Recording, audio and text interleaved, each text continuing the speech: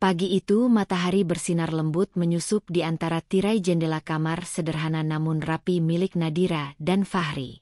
Sinar hangat menari di atas lantai keramik putih, menyapa dua insan yang sedang duduk berdampingan menikmati secangkir teh hangat. Nadira tersenyum kecil sambil memandangi wajah suaminya yang tenang membaca Al-Quran. Hatinya dipenuhi rasa syukur yang tak henti-hentinya. Meski usia pernikahan mereka sudah menginjak tahun kelima, dan belum ada tangisan bayi yang menghiasi rumah mereka, Nadira merasa cukup. Rasa cinta yang tumbuh antara dirinya dan Fahri seperti air yang mengalir tenang dan dalam. Tidak meluap, tapi menenangkan. Fahri adalah sosok lelaki yang banyak didambakan wanita.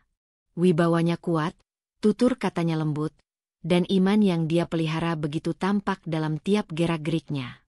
Dia adalah guru mengaji di lingkungan komplek tempat mereka tinggal. Pria dengan janggut tipis dan senyum yang menenangkan ini begitu dihormati oleh warga sekitar. Terlebih karena Fahri dikenal sangat menjaga sikap dan tidak pernah bersikap kasar terhadap siapapun, terutama terhadap Nadira, istrinya. Sebagai istri, Nadira menjalani perannya dengan sepenuh hati. Ia wanita yang lembut dan bersahaja, pembawaannya tenang dan tutur katanya sopan. Meski terlahir dari keluarga sederhana, Nadira dibesarkan dengan nilai-nilai luhur oleh ibunya yang kini sudah renta dan sakit-sakitan. Karena kondisi itulah, Nadira memilih untuk tidak ikut dalam rencana keluarga besar Fahri untuk menunaikan ibadah umroh bersama. Keputusannya ini bukan tanpa pertimbangan. Ia tahu benar, jika dirinya pergi, tak ada yang bisa merawat sang ibu yang kini tidak bisa berjalan tanpa bantuan. Mas, nanti kalau sudah sampai Madinah, tolong titipkan doa buat ibu, ya. Ucap Nadira lembut sambil melipat mukena dan meletakkannya di dalam lemari. Suaranya lirih namun penuh harap. Fahri menoleh, lalu mengangguk mantap. Insya Allah, sayang. Doa untuk ibu, untuk kamu, dan untuk kita berdua, semua akan aku panjatkan. Mereka saling tersenyum. Senyum yang tidak dibuat-buat, bukan senyum penuh sandiwara seperti banyak rumah tangga lainnya.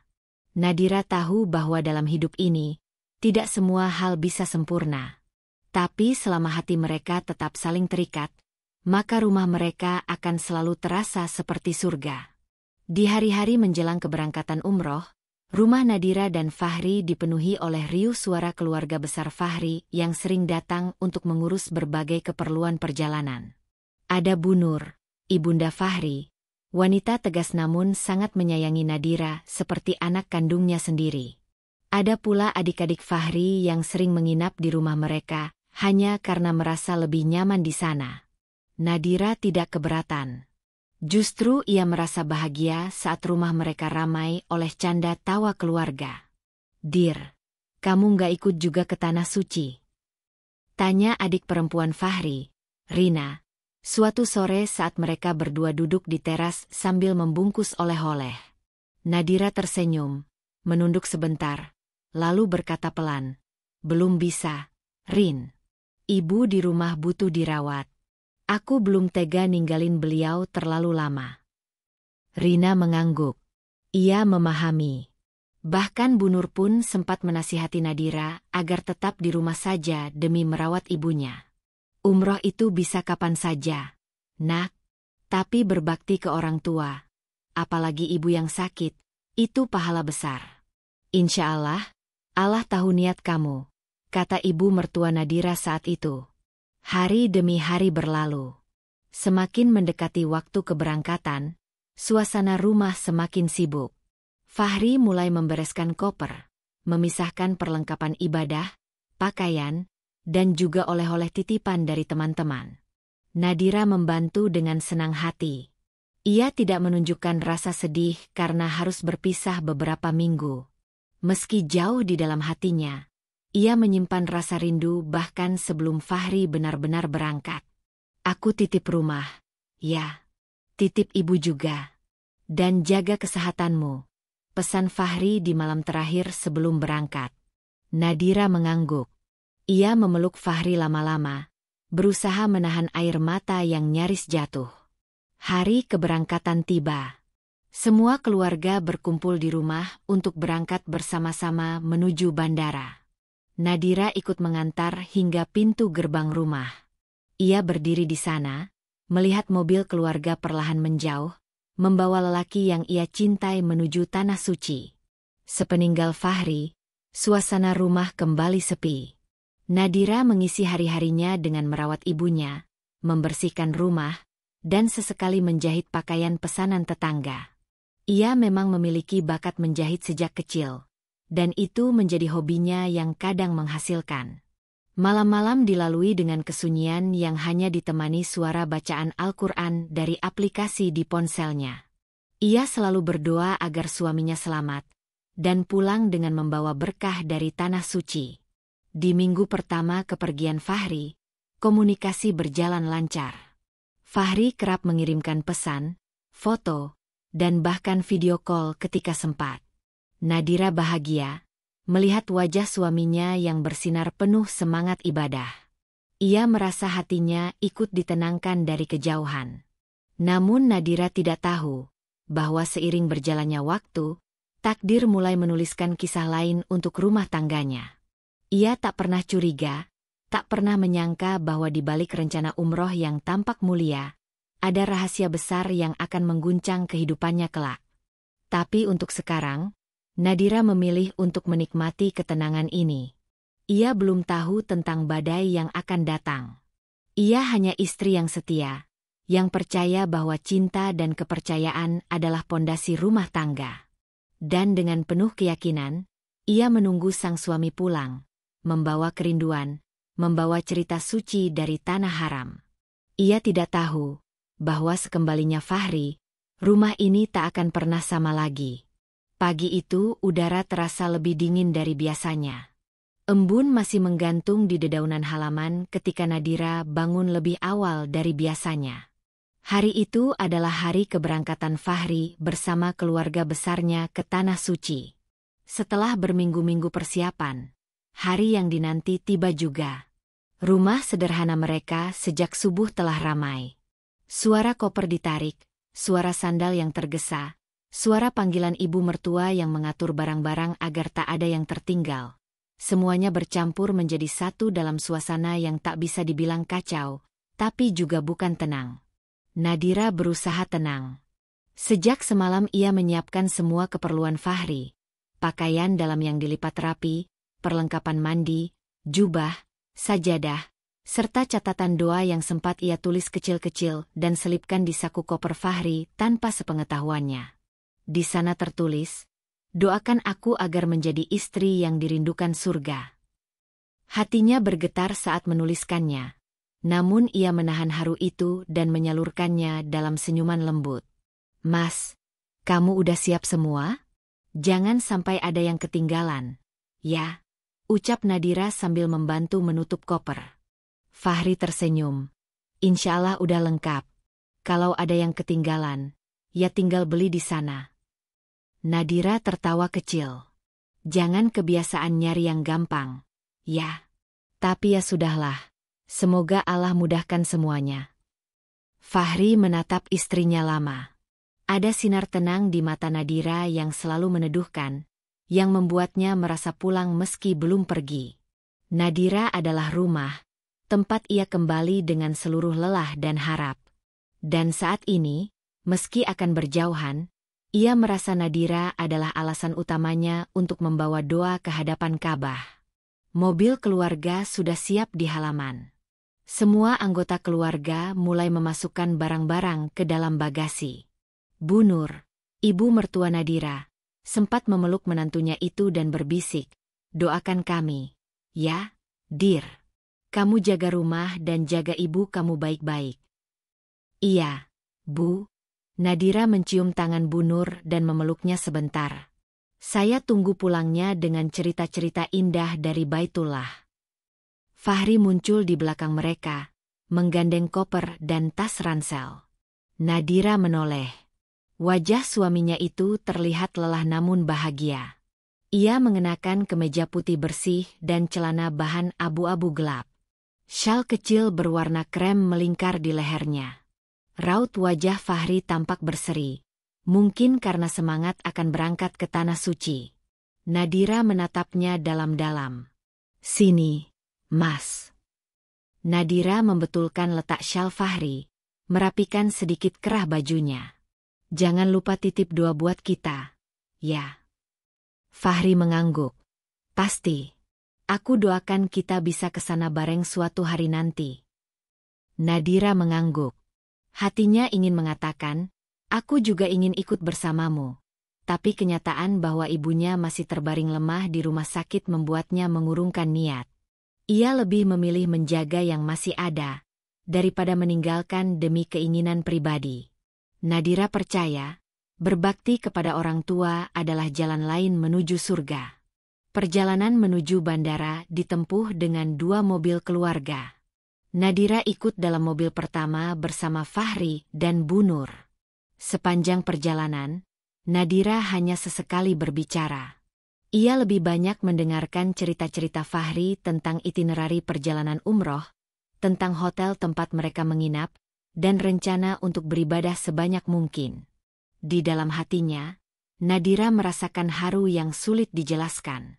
Sesampainya di bandara, suasana makin haru.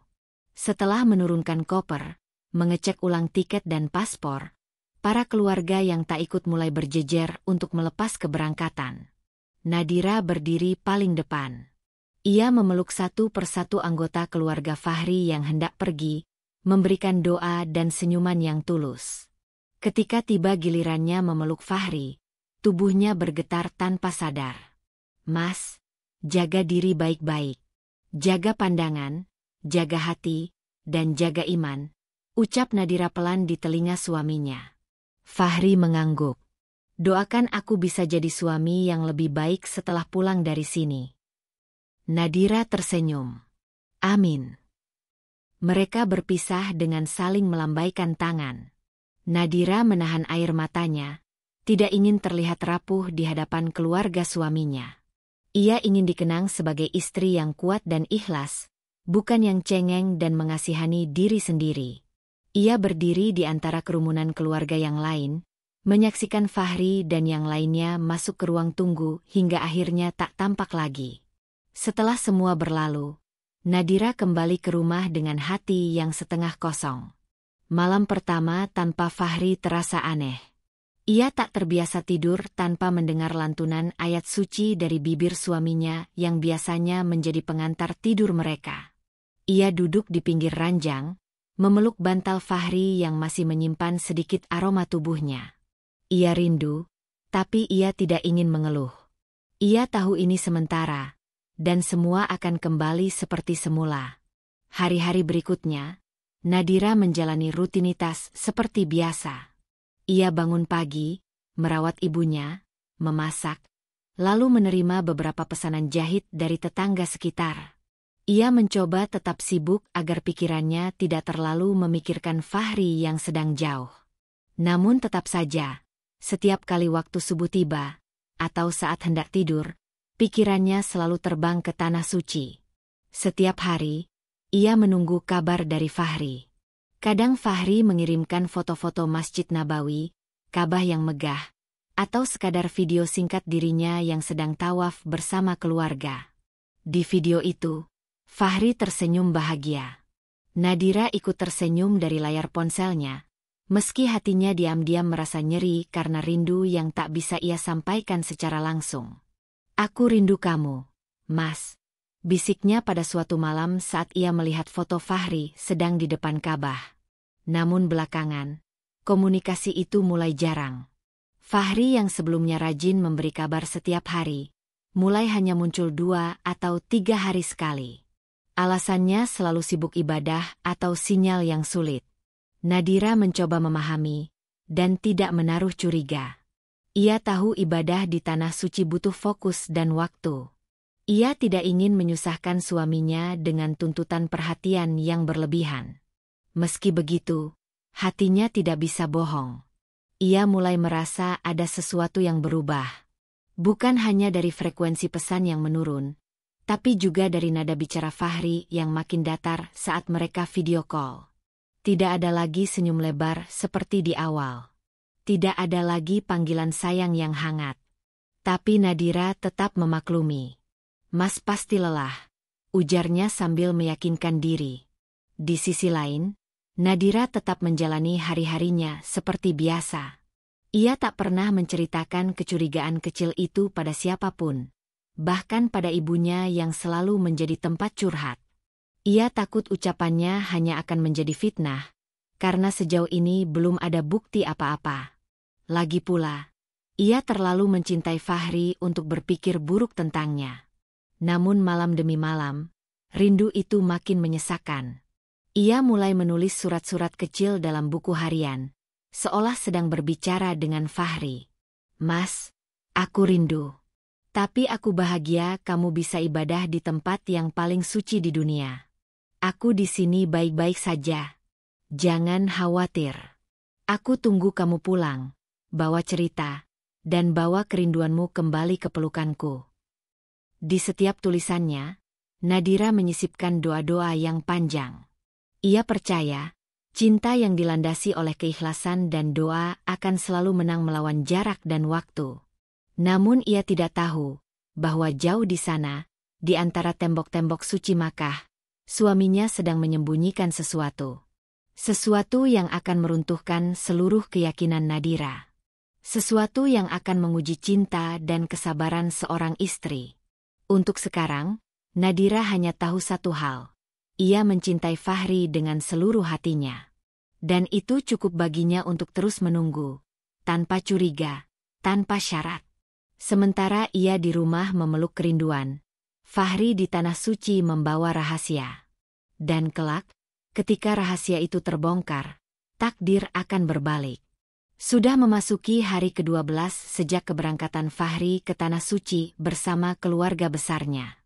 Nadira mulai terbiasa dengan suasana rumah yang sunyi, tanpa suara langkah kaki Fahri setiap pagi, tanpa tawa kecilnya ketika membaca komentar lucu di berita online, atau obrolan ringan mereka sebelum tidur. Meski rindu itu kian hari kian menyesakkan dada, Nadira tetap berusaha kuat. Ia percaya, setiap perjalanan spiritual memiliki makna tersendiri, dan mungkin ini waktu yang tepat untuk saling merindukan dalam doa. Pagi itu, seperti biasa, Nadira sedang menyapu halaman rumah ketika seorang tetangga, Bu Sumarni, melintas sambil membawa sayur dan ikan dari pasar. Ia berhenti sejenak, menatap Nadira dengan sorot mata yang sulit diartikan. "Dir, kamu sendiri di rumah terus, ya? Suami belum pulang juga?" tanyanya membuka percakapan, sambil menurunkan belanjaan dari sepeda tuanya. Nadira tersenyum ramah. "Iya, Bu. Mas Fahri masih di Makkah. Insya Allah minggu depan pulang." Bu Sumarni mengangguk pelan, namun matanya bergerak gelisah. "Alhamdulillah kalau begitu. Tapi, ini cuma dari obrolan di pasar ya, jangan dimasukin hati." Nadira menghentikan sapu di tangannya. Keningnya berkerut samar. "Maksudnya, Bu?" "Ya, itu. Ada yang ngomong-ngomong katanya suami kamu. Aku juga nggak tahu benar enggaknya. Katanya Mas Fahri di sana mau nikah sama orang Arab atau sama janda rombongan juga dari Indonesia gitu." Ucapannya meledak seperti bom kecil di kepala Nadira. Seketika dunia terasa sunyi. Suara burung yang dari tadi berkicau pun seperti menghilang, digantikan oleh desingan samar di telinga Nadira. Ia menatap Bu Sumarni dengan mata membulat, berusaha menyusun kata. "Bu, Mas Fahri, mau nikah? Di sana?" tanyanya nyaris tak terdengar. Bu Sumarni buru-buru mengangkat tangan. Ini cuma kabar burung ya, Dir. Jangan langsung percaya. Namanya juga gosip pasar. Katanya yang ngomong itu saudara jauhnya Bu Nur yang ikut rombongan. Dia denger-denger gitu. Tapi ya, bisa aja salah. Bisa aja cuma salah dengar." Nadira mengangguk pelan, tapi dalam hatinya gelombang kecemasan mulai muncul. Ia menelan ludah, menahan getar di dadanya. Ia mencoba tersenyum, mengucapkan terima kasih pada Bu Sumarni, lalu buru-buru masuk ke dalam rumah. Sapu yang tadi dipegangnya kini dibiarkan jatuh begitu saja di teras. Di balik pintu rumah, Nadira bersandar dengan napas terengah. "Ya Allah," bisiknya, seolah tak percaya dengan apa yang baru saja ia dengar. Ia menepis pikiran itu, menolak untuk percaya. Bagaimana mungkin Fahri, suaminya yang saleh dan selalu menjaga pandangan itu, melakukan hal seperti itu? Nadira berjalan pelan ke kamar, duduk di tepi ranjang, memandang bingkai foto pernikahan mereka yang tergantung di dinding. Ia mengingat hari pernikahan mereka, saat Fahri mengucapkan ijab kabul dengan suara yang mantap, di hadapan orang tua dan saksi. Ia masih ingat saat suaminya menggenggam tangannya dan berbisik, "Insya Allah, aku akan menjadi imam terbaik untukmu." Tangannya gemetar ketika meraih ponsel. Ia membuka percakapan terakhir mereka. Fahri hanya mengirimkan pesan 2 hari lalu. Isinya pun sangat singkat. "Doakan aku ya, sayang. Maaf belum bisa video call, lagi padat jadwalnya." Tanpa foto, tanpa emoji seperti biasanya. Nadira ingin menelpon, tapi ia urungkan. Ia tidak ingin terdengar curiga. Ia masih mencoba menahan prasangka, menjaga hati tetap bersih.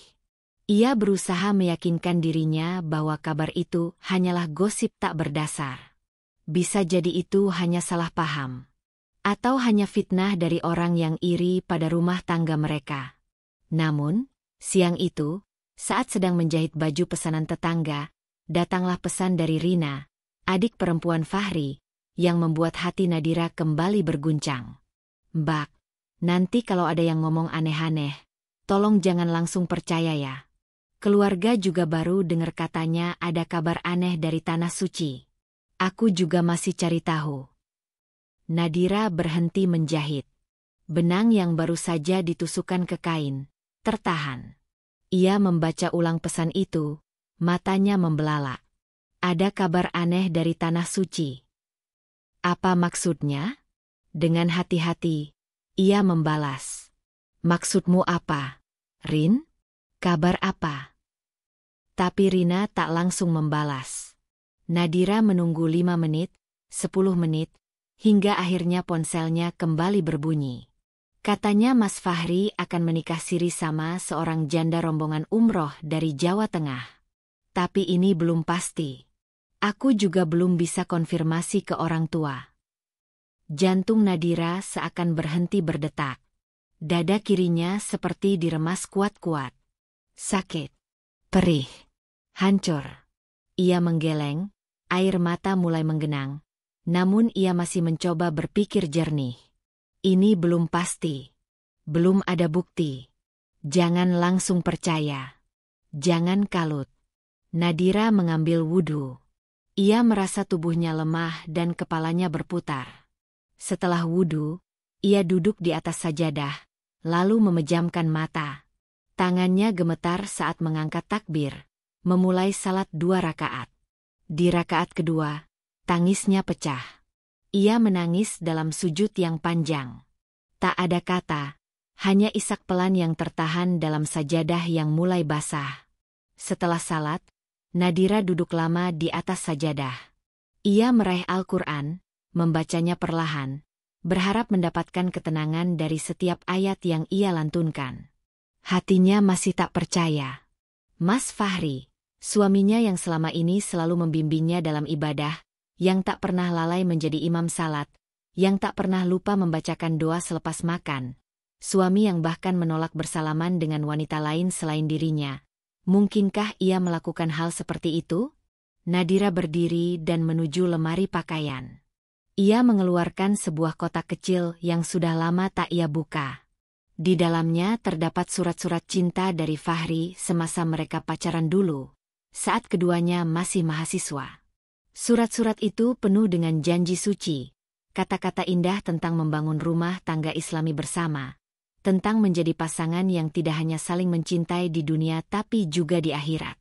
Ia menangis membaca kembali tulisan itu. Namun bersamaan dengan itu, pikirannya mulai bertanya, jika kabar itu ternyata benar, Bagaimana mungkin lelaki dengan keimanan sekuat Fahri bisa tergoda menikah diam-diam di Tanah Suci? Tempat yang seharusnya menjadi tempat mempertebal iman, bukan malah dijadikan tempat untuk mengkhianati ikatan suci? Hari-hari berikutnya, desas-desus makin kencang.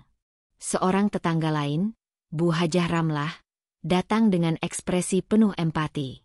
Ia sempat berkata, "Dir, ini nggak enak didengar. Tapi semalam di grup majelis taklim, ada yang nulis soal pernikahan siri Mas Fahri. Katanya udah diurus lewat mutawif di sana." Nadira makin lemas. Ia mulai merasa tak bisa membedakan lagi mana suara kebenaran dan mana suara fitnah. Ia ingin percaya pada suaminya, tapi gelombang kabar buruk itu tak kunjung berhenti. Namun meski hatinya nyaris roboh, Nadira memilih satu hal. Ia tetap akan percaya sampai ada bukti yang pasti.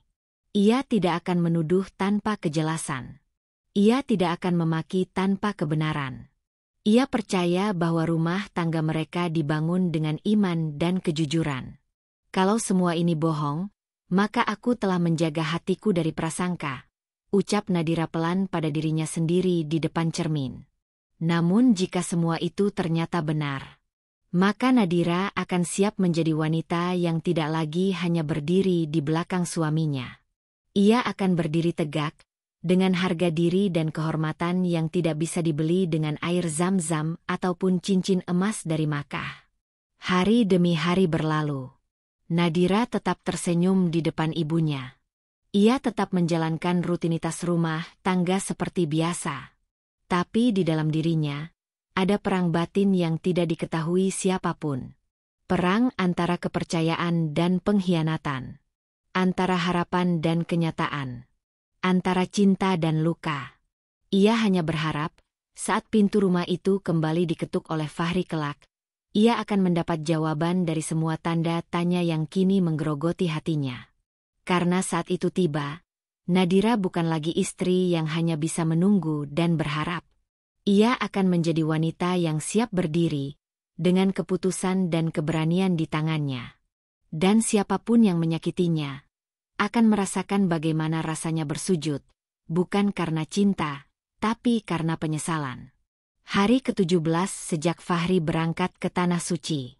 Suasana rumah makin lengang, tapi bukan itu yang paling membuat hati Nadira tak tenang, melainkan sunyinya kabar dari Fahri. Pria yang biasanya tak pernah absen memberi kabar setiap hari, kini mulai berubah. Pesan-pesan yang dikirim Nadira dibalas dengan singkat. Itu pun seringkali berjarak waktu berjam-jam. Bahkan, sudah 2 hari ini tak ada balasan sama sekali. Awalnya, Nadira mencoba maklum. Mungkin Fahri sibuk beribadah, mungkin koneksi internet sulit, mungkin juga lelah mengikuti kegiatan rombongan. Tapi sebagai istri, ia tidak bisa membohongi naluri dan kepekaan hatinya. Ada sesuatu yang ganjil. Sesuatu yang disembunyikan. Pagi itu, Nadira sedang menjemur pakaian ketika pesan dari sepupu jauhnya, Maya, masuk ke ponselnya. Maya juga ikut rombongan umroh yang sama dengan keluarga besar Fahri. Ia tidak terlalu dekat dengan Fahri, tapi cukup akrab dengan Nadira. Di pesan itu, Maya hanya menulis, "Dir, aku baru nyadar pas lihat hasil fotoku kemarin. Coba kamu lihat deh." Lalu menyusul satu foto. Nadira membuka foto tersebut. Tampak Maya sedang berpose bersama beberapa anggota rombongan di halaman hotel di Makkah. Mereka tersenyum, membawa tas kecil dan botol air zam-zam.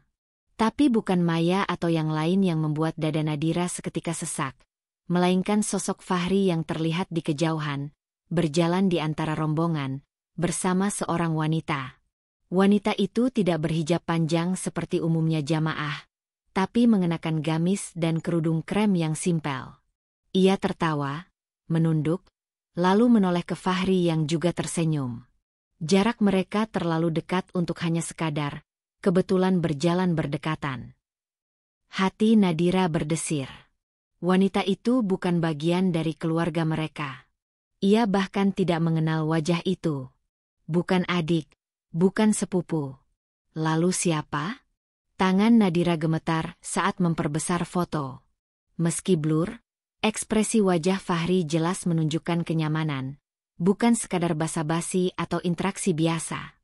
Dan yang lebih membuat Nadira tersentak, Fahri menggenggam tas jinjing wanita itu, seperti pria yang sedang berjalan bersama pasangan. Nadira menutup mulutnya dengan tangan. Jantungnya berdetak lebih kencang dari biasanya. Ia menatap layar ponsel itu lama, seakan berharap dengan memperhatikannya lebih saksama, akan muncul penjelasan logis yang bisa meredakan badai di dalam dadanya. Namun tak ada. Tak ingin langsung menyimpulkan, Nadira membalas pesan Maya. Maya, kamu tahu siapa wanita yang bareng Mas Fahri itu? Balasan datang cukup cepat. Aku juga nggak yakin, Dir. Aku nggak begitu memperhatikan. Tapi katanya, dia janda dari Semarang yang ikut rombongan gabungan. Katanya sih deket sama Fahri. Tapi aku nggak enak nanya lebih jauh. Nadira memejamkan mata. Namanya disebut lagi, janda dari Semarang. Sama seperti yang disampaikan Rina beberapa hari lalu. Tapi waktu itu Nadira masih bisa menyangkal, masih bisa menyebutnya gosip. Tapi kini, sebuah foto menjadi saksi yang tak terbantahkan. Bukan bukti mutlak memang, tapi cukup untuk menumbuhkan kecemasan yang nyata.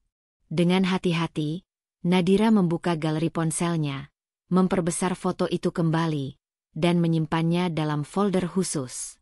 Ia tak langsung menghubungi Fahri. Ia duduk terdiam di ruang tamu, memeluk bantal sofa, memandangi jendela yang menghadap ke jalan kecil depan rumah. Ya Allah, jika ini hanya ujian untuk kesabaranku, maka kuatkanlah aku, bisiknya. Sore harinya, Nadira mencoba bersikap biasa. Ia memasak seperti biasa, membersihkan rumah seperti biasa, dan bahkan sempat menyiram tanaman kesayangan Fahri di pekarangan. Tapi semuanya terasa seperti sandiwara. Hatinya tidak bisa tenang. Ia mulai dihantui pertanyaan demi pertanyaan. Apa benar Fahri berubah? Apa benar pria yang selama ini begitu menjunjung tinggi kesetiaan itu tega mengkhianatinya, bahkan di Tanah Suci? Pukul 20, Nadira akhirnya memberanikan diri untuk membuka percakapan lama mereka di WhatsApp. Mas, hari ini sehat? Aku rindu. Ia menunggu. 1 jam. 2 jam. Tak ada balasan. Padahal status Fahri, online, sempat muncul sebentar. Tapi tidak menjawab. Nadira mulai merasa seolah Fahri menghindar. Hingga larut malam, Nadira duduk di ruang tengah, dengan lampu temaram menyala dan Al-Quran terbuka di pangkuannya. Ia tidak membaca, hanya menatap huruf-huruf Arab itu seakan sedang mencari jawaban di antara ayat suci. Tiba-tiba suara notifikasi ponselnya berbunyi. Pesan dari Maya lagi. Dir, aku barusan lihat mereka bareng lagi di lobi hotel. Tapi kayaknya ada yang aneh. Mereka duduk bareng, dekat banget, dan sempat ngobrol lama banget. Aku pura-pura nggak lihat. Tapi kayak, ya, nggak seperti interaksi biasa. Sorry ya, kalau aku terlalu banyak ngomong. Tapi aku ngerasa kamu harus tahu. Lagi-lagi Nadira terdiam. Dadanya sesak.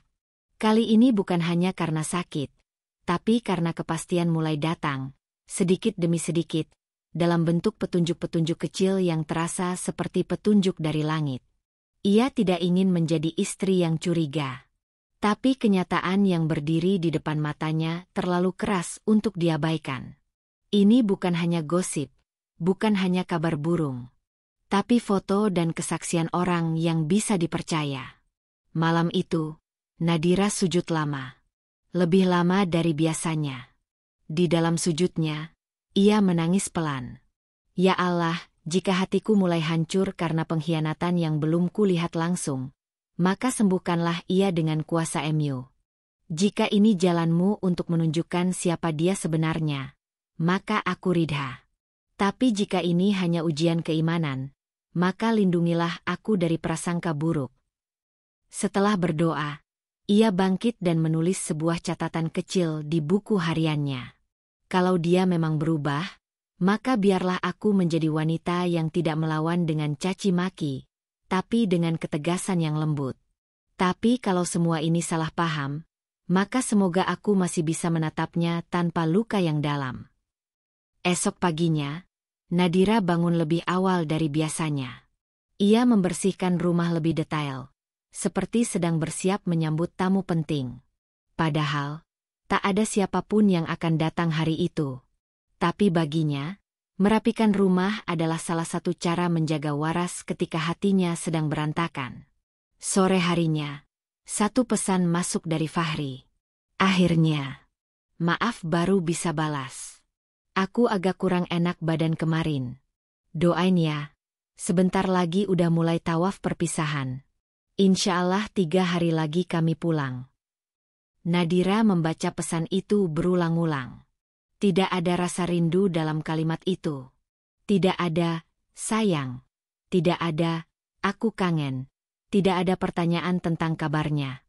Hanya sepotong info kering tanpa emosi. Dan untuk pertama kalinya, Nadira tidak membalas pesan itu. Ia hanya diam, lalu menutup layar ponselnya. Karena ia tahu, dalam 3 hari ke depan, hidupnya tidak akan lagi sama. Akan ada hari di mana ia akan menatap mata suaminya dan bertanya, tanpa teriak, tanpa menangis. Karena saat itu, Nadira akan datang bukan dengan emosi, tapi dengan kebenaran. Dan kebenaran itu akan datang, karena langit telah mengirimkan petunjuknya. Hari yang dinanti akhirnya tiba. Pagi itu, matahari bersinar cerah seolah menyambut kepulangan para jamaah dari Tanah Suci. Nadira sudah bersiap sejak subuh. Rumah ia bersihkan, aroma wewangian khas melati memenuhi ruang tamu, dan meja kecil di pojok ruangan ia hias dengan bingkai foto pernikahan mereka serta huran kecil hadiah dari Fahri saat pertama kali menikah. Ia mengenakan gamis putih bersih dan kerudung biru muda, warna kesukaan Fahri. Detak jantung Nadira tak beraturan sejak malam tadi. Ia tidur hanya 2 jam. Selebihnya ia habiskan untuk menenangkan diri, mempersiapkan mental, serta berdoa agar Allah memberinya kekuatan menghadapi kenyataan yang akan datang. Ia sudah tak bisa menepis segala petunjuk yang datang selama Fahri pergi. Tapi pagi ini, ia memilih untuk tetap menyambutnya bukan dengan amarah, melainkan dengan ketegasan seorang istri yang tahu siapa dirinya. Mobil elf yang membawa rombongan keluarga besar Fahri berhenti di depan rumah keluarga Fahri yang terletak tak jauh dari rumah mereka. Nadira segera berjalan menuju sana, membawa setangkai mawar putih yang sudah ia siapkan. Banyak tetangga yang turut menyambut kepulangan para jamaah. Suasana meriah, peluk haru, dan ucapan, "Alhamdulillah selamat sampai di tanah air," terdengar di mana-mana. Fahri turun dari mobil, mengenakan gamis putih dengan sorban hijau muda di lehernya. Wajahnya sedikit lebih gelap karena terik di Makkah, dan matanya terlihat lelah, namun tetap tajam seperti biasa. Nadira melangkah pelan ke arahnya, membawa senyum paling tulus yang bisa ia keluarkan pagi itu. "Mas," sapanya pelan. Fahri menoleh. Sekilas wajahnya tampak terkejut, namun ia segera mengangguk kecil dan menyunggingkan senyum yang kaku. Nadira memeluknya dengan perlahan, seperti biasa. Tapi kali ini, tubuh Fahri terasa lebih kaku dari sebelumnya. Pelukannya hambar. Tidak ada kehangatan. Tidak ada debaran rindu yang biasanya terasa dalam pelukan pasangan yang lama tak bertemu. Nadira menarik diri, menatap wajah Fahri yang tampak gugup. "Selamat datang, Mas. Alhamdulillah sudah pulang dengan selamat," ucap Nadira lembut, menyerahkan mawar putih itu ke tangan Fahri. "Ya, makasih," jawab Fahri pendek. Tatapannya menghindar. Ia segera memalingkan wajah, menyapa keluarga lainnya, dan sibuk dengan tas serta koper-koper yang dibawanya. Nadira berdiri di tempat, mencoba tetap tersenyum meski dadanya terasa perih. Ia tahu, dari pelukan pertama itu saja, ada sesuatu yang berbeda. Sangat berbeda. Beberapa tetangga datang menyapanya, bertanya tentang kabar Fahri, memuji wajah Nadira yang tampak semakin anggun. Nadira membalas semuanya dengan ramah, seolah tidak ada badai yang tengah mendekam dalam hatinya. Setelah acara penyambutan selesai dan keluarga besar Fahri kembali ke rumah masing-masing, Nadira dan Fahri pulang ke rumah mereka. Sepanjang perjalanan, tak banyak obrolan. Fahri sibuk mengecek ponselnya, sementara Nadira hanya duduk diam, mengamati suaminya dari sudut mata. Begitu sampai rumah, Nadira membukakan pintu, lalu membantu Fahri membawa koper masuk. "Mas, mau aku buatkan teh hangat atau mau mandi dulu?" tawarnya lembut. Fahri meletakkan kopernya di sudut ruang tamu, lalu berjalan ke kamar tanpa menjawab. Nadira terpaku di tempat. Dingin. Begitu dingin sikapnya. Ini bukan lelaki yang sama yang dulu selalu mengecup keningnya sepulang kerja, atau menggoda kecil ketika Nadira menyambutnya di pintu. Beberapa menit kemudian, Fahri keluar dari kamar dan langsung menuju kamar mandi. Nadira duduk di meja makan, menanti. Ia mencoba memahami, barangkali Fahri masih lelah. Barangkali ia masih butuh waktu untuk menyesuaikan diri dengan rutinitas rumah. Namun, malamnya, ketika mereka duduk berdua di ruang keluarga, Nadira menyadari, Fahri benar-benar berubah. Ia tak banyak bicara. Tak menanyakan kabar Nadira selama ia pergi. Tak memuji makanan yang Nadira siapkan dengan penuh cinta. Bahkan tak lagi menyebut, sayang, atau dik, dalam sapaan-sapaannya. Ia lebih sering menunduk, bermain dengan ponsel, dan beberapa kali tersenyum kecil saat mengetik sesuatu. Nadira mencatat semuanya dalam hati. Malam itu, saat Fahri tertidur lebih awal, Nadira tetap terjaga. Ia duduk di ujung tempat tidur, menatap suaminya yang terlihat damai dalam tidur, namun menyimpan ribuan rahasia dalam hati. Nadira mengambil ponselnya, membuka galeri, dan kembali melihat foto yang dikirimkan Maya. Wajah Fahri di sana tampak lebih hidup dibandingkan hari ini. Tersenyum lepas, tertawa bersama wanita itu. "Apa aku sudah tidak lagi menjadi rumah bagimu, Mas?" bisik Nadira dalam hati. Esok harinya, Fahri pamit untuk pergi ke kantor lebih pagi dari biasanya. Ia berdalih ingin mengecek laporan keuangan yang menumpuk. Nadira mengangguk, lalu mengantarnya sampai ke gerbang. "Mas," panggilnya pelan sebelum Fahri naik ke motor. Fahri menoleh sebentar. "Iya." "Kapan kita sempat ngobrol berdua? Cerita-cerita kayak dulu." Nadira bertanya dengan senyum kecil. Fahri tampak canggung. "Nanti aja ya. Aku lagi agak banyak pikiran." Lalu ia pergi. Nadira menatap punggung suaminya yang menjauh. Semakin hari, semakin tak bisa dikenali. Ia masuk kembali ke rumah, duduk di ruang tengah, lalu membuka buku hariannya.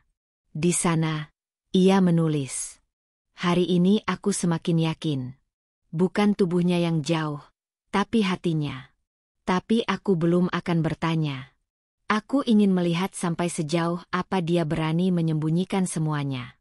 Hari-hari berikutnya, Nadira tetap menjalani tugasnya sebagai istri dengan sempurna. Ia menyiapkan makanan, mencuci pakaian, merapikan kamar, bahkan mengantar makanan ke kantor Fahri seperti dulu. Tapi sikap Fahri makin lama makin aneh. Ia sering pulang larut malam. Kadang berdalih ada urusan kantor, kadang hanya bilang, lelah, lalu langsung tidur tanpa sempat bicara. Nadira mulai mengamati setiap detail. Ia mencium aroma parfum asing di kemeja Fahri. Ia menemukan nota belanja dari toko perhiasan, padahal ia tak pernah menerima perhiasan itu. Ia juga melihat seringkali Fahri menghapus pesan masuk sebelum sempat Nadira melihatnya. Suatu malam, Fahri tertidur dengan ponsel di tangan. Nadira mengambilnya perlahan, membuka galeri, dan menemukan sebuah folder tersembunyi. Di dalamnya ada foto-foto Fahri bersama wanita yang sama dengan yang ada di foto Maya.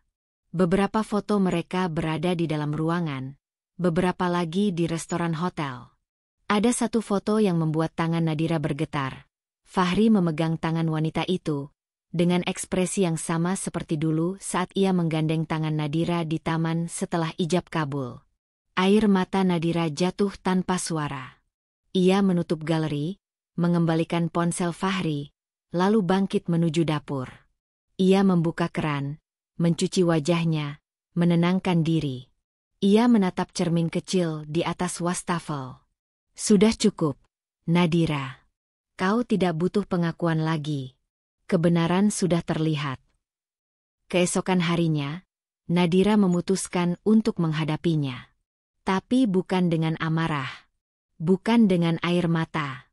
Ia akan berbicara ketika waktunya tepat. Karena ia tahu, jika ia meledak hari ini, Fahri hanya akan menyangkal. Dan Nadira butuh satu hal lagi sebelum ia mengeluarkan isi hatinya, keberanian. 3 hari setelah kepulangan Fahri, Nadira menerima sebuah pesan dari nomor tak dikenal.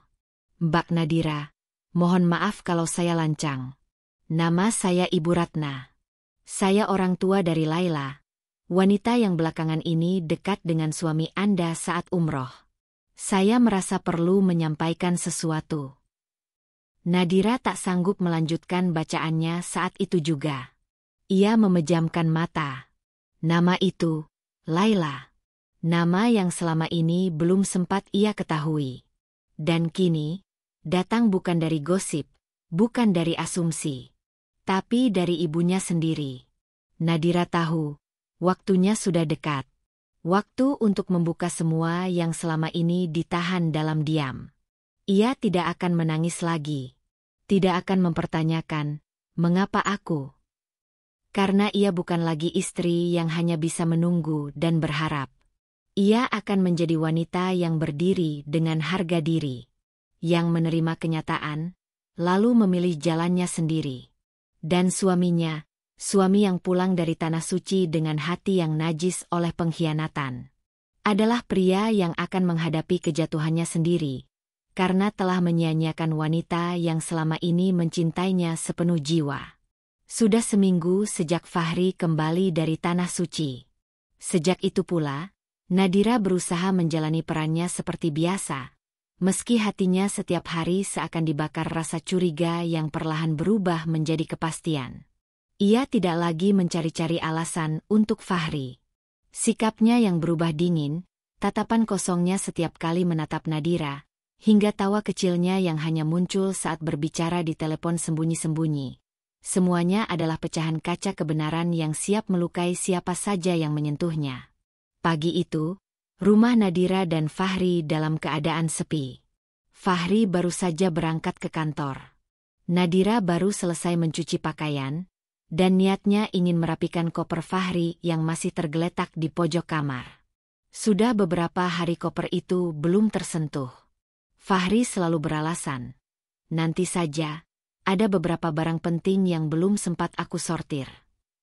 Namun pagi itu, entah mengapa, tangan Nadira seperti digerakkan oleh sesuatu yang tak bisa dijelaskan.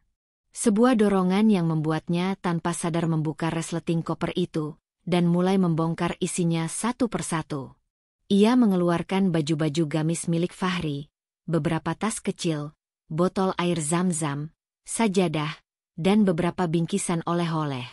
Di bagian paling bawah koper, di antara tumpukan baju yang terlipat rapi, ada sebuah amplop putih kekuningan yang diselipkan di dalam sampul Al-Quran kecil. Nadira mengernyit. Tangannya gemetar saat menarik amplop itu keluar. Amplop itu tidak ada tulisannya, namun di dalamnya terdapat selembar kertas dengan tulisan Arab yang tertera rapi di atas kertas bermaterai. Kertas itu sedikit lusuh, namun masih bisa terbaca jelas. Nadira membuka lipatannya dan melihat beberapa baris huruf Arab yang panjang, serta 2 tanda tangan di bagian bawah. Salah satunya bertuliskan, Fahri bin Mahfud, dan satu lagi nama perempuan yang baru pertama kali ia lihat dengan jelas, Syahla binti Muhammad Yusuf. Jantung Nadira berdegup tak karuan. Matanya membelalak. Ia memang tidak bisa membaca seluruh isi dokumen itu, tapi dari susunan kalimatnya, dari formatnya, dan dari tulisan yang menyebutkan, akad, dan wali. Dalam bahasa Arab, Nadira tahu, ini bukan sekadar surat biasa. Ini adalah surat nikah. Surat nikah dalam bahasa Arab, yang jelas-jelas mencantumkan nama suaminya. Tubuh Nadira melemas. Ia terduduk di lantai, memegangi kertas itu erat-erat. Dunia seakan berputar, dan dadanya seperti dihantam benda tumpul ribuan kali. Nafasnya sesak. Air matanya mengalir, tanpa bisa ia bendung. Suaminya, yang ia antarkan ke tanah suci dengan doa dan harapan, ternyata kembali dengan dosa besar yang ia sembunyikan dalam diam. Namun di tengah keterpurukannya, Nadira menenangkan diri. Ia tahu, jika ia meledak sekarang, Fahri bisa saja menyangkal. Bisa saja menyebut surat itu sebagai salah paham atau berbohong bahwa itu bukan miliknya.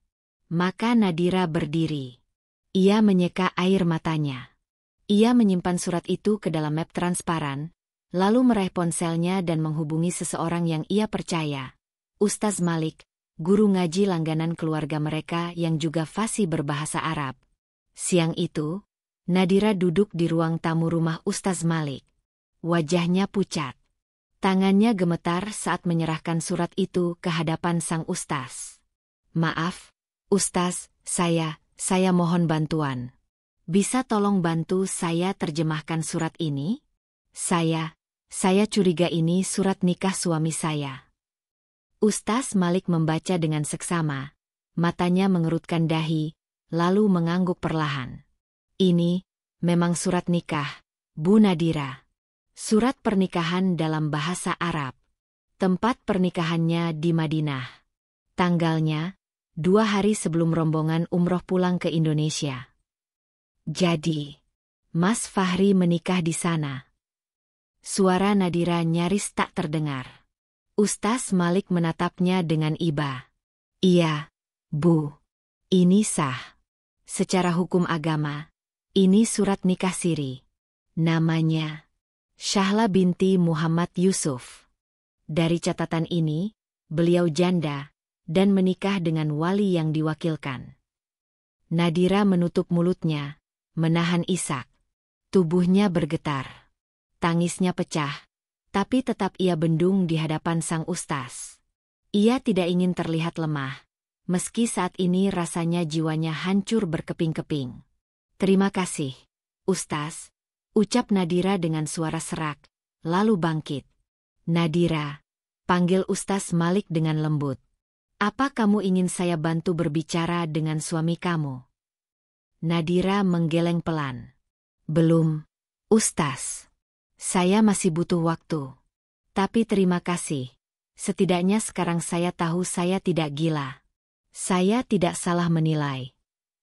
Dengan langkah berat, Nadira pulang. Di dalam dadanya, ada badai yang mengamuk, tapi wajahnya tetap tenang. Ia telah memiliki senjata yang tak bisa dibantah, bukti nyata pengkhianatan suaminya. Malam itu, Nadira tidak berkata apa-apa kepada Fahri. Ia menyambut kepulangan suaminya dengan senyum, menyiapkan makan malam seperti biasa, bahkan menyeduhkan teh hangat untuknya. Tapi dalam pikirannya, ia sudah menyusun rencana. Ia akan mengumpulkan semua bukti, menyusun semua fakta, dan mempersiapkan saat yang tepat untuk membuka semuanya di hadapan Fahri. Tanpa teriak, tanpa tangis, tapi dengan kejelasan yang memukul keras. 3 hari berikutnya, Nadira mulai memata-matai Fahri secara diam-diam. Ia melihat pola-pola aneh, Fahri yang menyembunyikan ponselnya, Fahri yang selalu keluar rumah jika menerima telepon, dan Fahri yang semakin sering menghindar jika Nadira ingin mengajak bicara dari hati ke hati. Nadira juga mulai menyelidiki siapa sebenarnya Syahla. Ia menghubungi Maya secara pribadi dan meminta informasi lebih dalam. Dari Maya, ia mendapatkan alamat email dan akun media sosial Syahla. Tak banyak yang bisa digali, tapi cukup untuk menguatkan bahwa Syahla memang ikut rombongan umroh dan berasal dari Semarang. Seorang janda muda beranak 1. Pada hari kelima sejak menemukan surat itu, Nadira mengambil cuti dari pekerjaannya sebagai guru PAUD.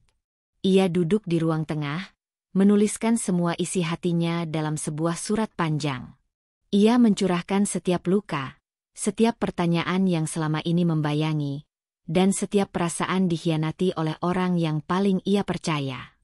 Mas Fahri, terima kasih karena telah memperlihatkan wajah aslimu tanpa aku harus memohon penjelasan. Kini aku tahu, saat kau bilang ingin mendekat pada Allah, nyatanya kau justru menjauh dari nilai-nilainya. Kau pulang dari tanah suci bukan dengan kesucian, tapi dengan kebohongan yang kau sembunyikan di kopermu. Surat itu ia simpan dalam map bersama salinan surat nikah dan foto-foto dari Maya. Ia tidak langsung memberikannya kepada Fahri. Ia masih menunggu satu hal, keberanian untuk menyudahi semuanya tanpa menoleh ke belakang. Sabtu pagi, saat Fahri sedang mandi, Nadira duduk di ruang tamu. Ia menatap foto pernikahan mereka di dinding. Senyum bahagianya bersama Fahri di hari akad. Senyum yang kini terasa seperti mimpi buruk. Begitu Fahri keluar dari kamar mandi, Nadira berdiri. Dengan tenang, ia menyerahkan map biru ke tangan suaminya. Aku tidak akan marah, Mas. Aku tidak akan teriak, apalagi menangis di depanmu. Aku cuma minta satu hal. Baca ini. Fahri terlihat kebingungan. Apa ini? Bukti pengkhianatanmu, jawab Nadira pelan. Bukti bahwa selama aku di sini mendoakanmu, kau di sana menikahi perempuan lain tanpa sepengetahuanku. Wajah Fahri pucat seketika. Ia membuka map itu, dan wajahnya langsung berubah. Keringat dingin membasahi pelipisnya. Ia menatap Nadira, bibirnya bergetar, ingin berkata sesuatu, tapi tak mampu. Aku sudah tahu semuanya, Mas, ucap Nadira tegas. Aku tidak akan memintamu memilih. Karena keputusanmu sudah terlihat jelas saat kau menyembunyikannya dariku. Fahri tertunduk. Ia duduk lemas di sofa, tak mampu membantah. Kalau kau memang ingin menikah lagi, mengapa tidak bilang? Mengapa harus sembunyi-sembunyi, seolah aku ini musuhmu?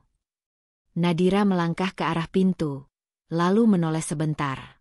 Aku butuh waktu, Mas, untuk menata hidupku. Untuk memutuskan apakah aku masih layak bertahan di pernikahan ini, atau justru pergi dengan kepala tegak. Ia keluar rumah tanpa menunggu jawaban. Dan untuk pertama kalinya, ia merasa ringan. Perih memang, tapi ia tahu, rasa sakit itu tidak akan sia-sia. Karena ia telah menemukan kekuatan dalam luka, dan menemukan harga dirinya dalam pengkhianatan.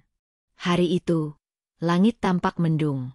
Tapi bagi Nadira, tidak ada mendung yang lebih gelap dari hati suaminya yang telah tega mengubur kepercayaan dan kesetiaan di tanah suci. Sejak hari itu, Nadira tidak lagi menangis. Ia telah cukup larut dalam kesedihan pada malam-malam sebelumnya. Ia tahu, air mata tak akan bisa mengembalikan kepercayaan yang telah dihancurkan oleh orang yang dulu ia cintai dengan sepenuh hati. Maka ia memilih diam. Diam bukan karena lemah, tapi karena ia sedang menyiapkan langkah yang lebih besar, lebih bermakna, dan lebih membekas daripada sekadar pertengkaran atau amarah. Fahri tak banyak bicara sejak Nadira menunjukkan surat nikahnya dengan perempuan bernama Syahla itu. Ia tidak membela diri, tidak pula meminta maaf. Mungkin karena ia sadar, kebohongan yang ia bangun sendiri tak mungkin bisa dibantah lagi. Nadira tidak mendesaknya. Ia membiarkan Fahri bergulat dengan rasa bersalahnya, jika masih ada. Tapi ia sendiri memilih jalannya sendiri. Jalan yang sunyi, namun pasti. Hari-hari berikutnya, Nadira kembali menjalankan rutinitas seperti biasa. Ia tetap memasak sarapan, tetap menyetrika baju Fahri, tetap menyapu dan mengepel rumah. Tapi hatinya sudah tidak di situ. Ia sudah tidak lagi melayani dengan cinta, melainkan dengan strategi. Ia berpura-pura menjadi istri yang tidak tahu apa-apa, agar Fahri tetap merasa aman dan lengah. Nadira tahu, dalam perang, senjata terbaik adalah menyamar menjadi yang paling tidak berbahaya. Di balik itu semua, diam-diam Nadira mulai mengumpulkan bukti-bukti tambahan. Ia membuka ponsel Fahri saat pria itu tertidur lelap. Untungnya, Fahri masih menggunakan sandi yang sama seperti dulu, tanggal pernikahan mereka. Ironi yang sangat pahit. Dan di sanalah, semua yang selama ini hanya menjadi kecurigaan akhirnya terbukti terang benderang. Nadira menemukan pesan-pesan yang membuat hatinya teriris. Chat antara Fahri dan Syahla masih tersimpan rapi di aplikasi WhatsApp. Beberapa pesan bahkan dikirim setelah Fahri kembali ke rumah. Aku rindu kamu, Syahla. Maaf aku belum bisa kasih kabar karena istri pertamaku curiga. Tenang saja, Mas. Aku ngerti posisimu. Yang penting kamu tetap sayang aku dan si kecil. Nadira menahan napas. Jantungnya berdebar, namun jemarinya tetap tenang. Ia mulai mengambil tangkapan layar percakapan itu satu persatu, lalu mengirimkannya ke email pribadinya. Tidak hanya dari WhatsApp, Nadira juga menemukan percakapan mereka di Instagram dan beberapa foto selfie Fahri dan Syahla saat masih di Tanah Suci. Foto-foto itu tampak manis dan penuh cinta, seolah mereka pasangan sah yang telah melewati suka duka bersama. Sementara Nadira, ia hanya menjadi istri yang ditinggalkan di rumah, menanti dengan doa, dan disambut dengan pengkhianatan. Nadira juga menemukan voice note dari Syahla yang menggambarkan rencana masa depan mereka. Mas, aku udah ngobrol sama anakku. Dia senang banget kalau kamu bisa jadi ayah barunya. Jangan terlalu lama ninggalin aku. Ya, aku siap kok tinggal bareng nanti kalau kamu udah beresin urusan di sana. Pundak Nadira berguncang pelan. Ia tidak menangis, tapi napasnya berat. Ia mendengarkan voice note itu berkali-kali, bukan karena ingin menyakiti dirinya sendiri, tapi karena ingin menyimpan semua luka itu sebagai bahan bakar untuk langkah berikutnya. Ia tahu, tidak akan mudah meninggalkan rumah ini. Tidak akan mudah memulai lagi dari awal. Tapi lebih sulit lagi untuk bertahan di dalam rumah yang hanya dipenuhi kepura-puraan. Beberapa hari kemudian, Nadira mengunjungi seorang pengacara yang dikenalkan oleh sahabat lamanya, Dita. Mereka bertemu di sebuah kafe kecil yang tenang, jauh dari rumah. Di hadapan pengacara perempuan itu, Nadira menyampaikan semua kronologi, menunjukkan semua bukti yang telah ia kumpulkan, dan menyatakan niatnya, ia ingin bercerai. Pengacara itu mendengarkan dengan penuh perhatian. Ia memuji keberanian Nadira yang tetap tenang meski menghadapi kenyataan pahit. Bu Nadira, langkah ibu sangat cerdas. Dengan bukti-bukti ini, posisi ibu sangat kuat untuk menggugat cerai dan mendapatkan hak yang layak, termasuk harta gonogini jika ada. Nadira mengangguk pelan. Saya tidak ingin apa-apa, Bu. Saya cuma ingin lepas. Dengan kepala tegak. Tanpa harus mencemarkan nama siapa-siapa. Kata-kata Nadira sederhana, tapi mengandung kekuatan yang dalam. Ia bukan perempuan yang ingin membalas dendam dengan mencaci atau merusak. Ia hanya ingin pergi dengan harga diri yang utuh.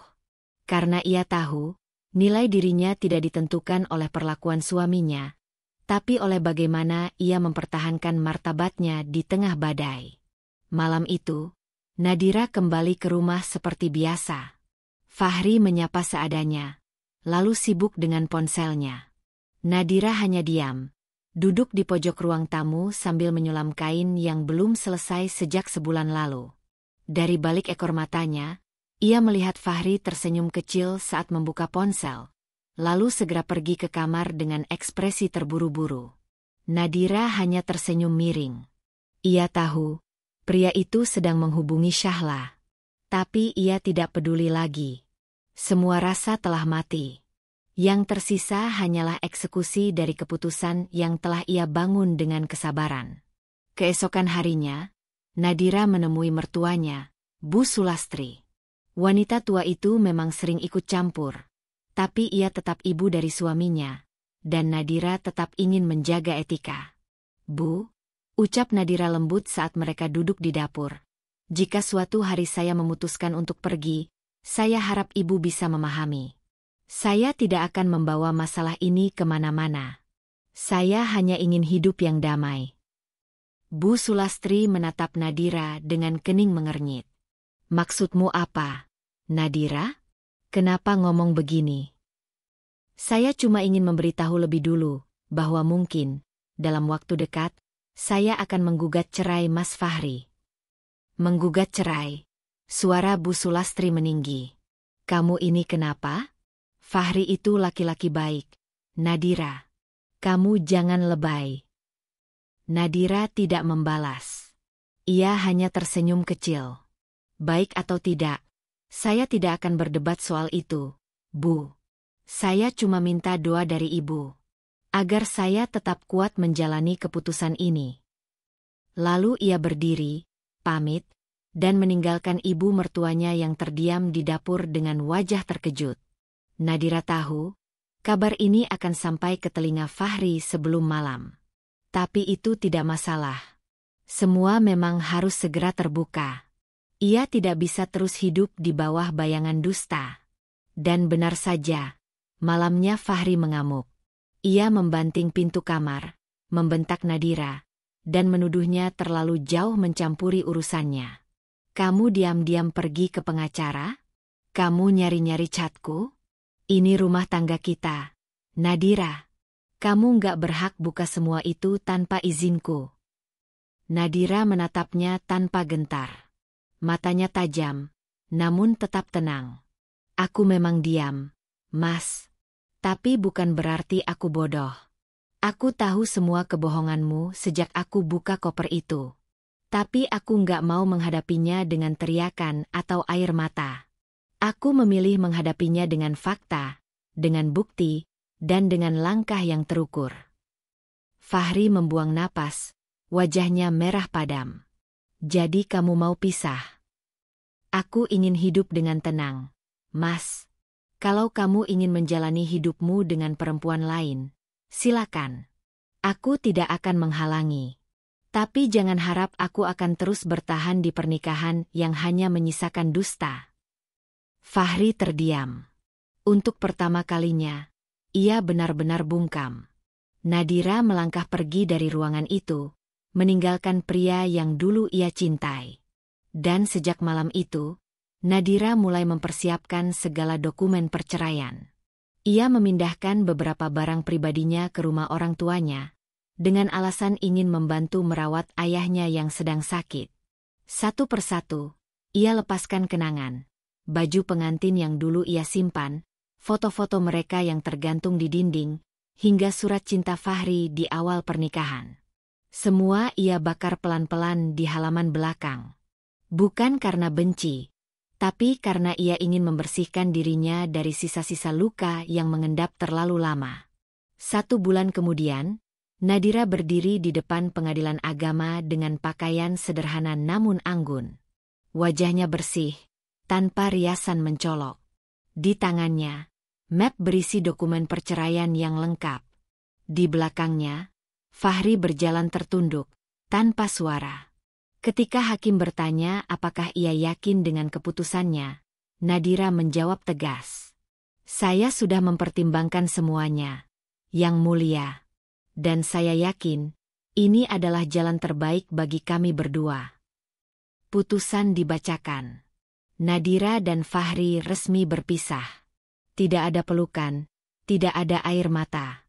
Hanya keheningan yang menyelimuti. Namun dari keheningan itu, lahirlah kekuatan baru dalam diri Nadira. Ia bukan lagi perempuan yang terluka. Ia adalah perempuan yang bangkit dari pengkhianatan dengan kepala tegak dan hati yang kuat. Diamnya telah menjadi senjata. Senjata yang tidak menebar kebencian, tapi membawa pembebasan. Pagi itu, rumah Nadira sunyi. Tidak ada suara sendok beradu di dapur. Tidak ada aroma kopi menyambut dari ruang makan seperti biasanya. Bahkan suara TV yang biasanya menyala sebagai latar tak terdengar. Hanya suara detak jam dinding yang mengisi kehampaan. Suasana hening itu bukan tanpa sebab. Hari itu, Nadira telah memutuskan satu hal besar dalam hidupnya. Ia akan bicara. Ia akan mengakhiri semuanya. Setelah sekian lama diam, memendam luka, mengumpulkan bukti, dan merangkai keberanian, kini saatnya ia bicara. Bukan dengan amarah, bukan dengan teriakan, tapi dengan kepala dingin dan ketegasan yang membungkam. Pukul 8 pagi, Fahri keluar dari kamar dengan rambut acak-acakan. Ia menguap lebar sambil menggaruk kepala. Matanya mencari Nadira seperti biasa, mungkin berharap sarapan telah terhidang. Tapi pagi itu berbeda.